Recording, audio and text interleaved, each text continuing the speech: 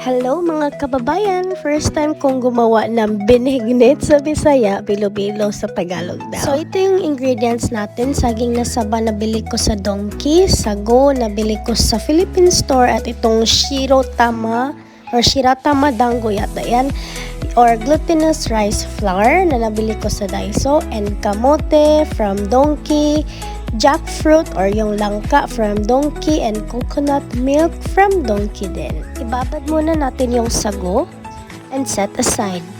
Unahin daw natin, according sa mga nakita ko, yung coconut milk.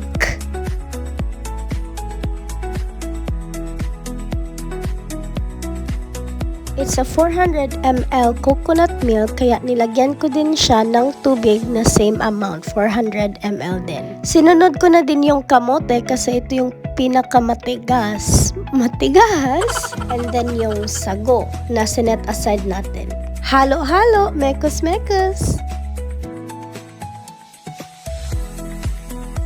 Sinunod ko na din yung jackfruit in syrup or yung langka.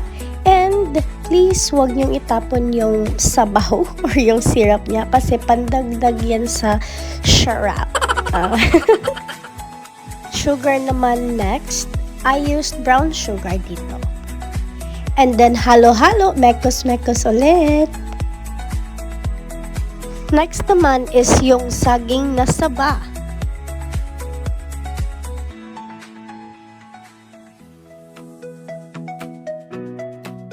And para naman sa shiratama dango, supposed to be ginagawa to siyang parang mochi or yung bilog-bilog na malapot. But para sa akin, hindi na siya kailangan kasi madami na akong ingredients, kaya ginawa ko na lang siyang pampalapot.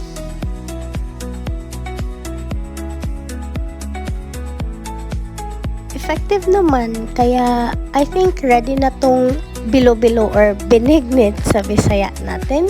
I don't know if it's a good or bad for a first time, but I'm happy I made it.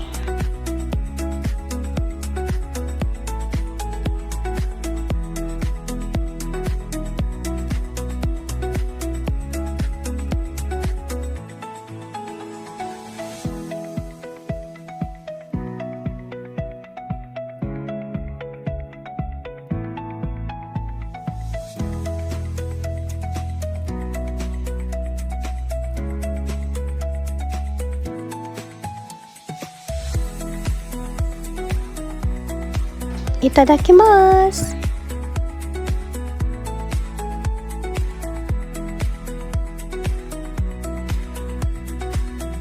Uy, no joke. Masarap siya. Promise. Try nyo na din.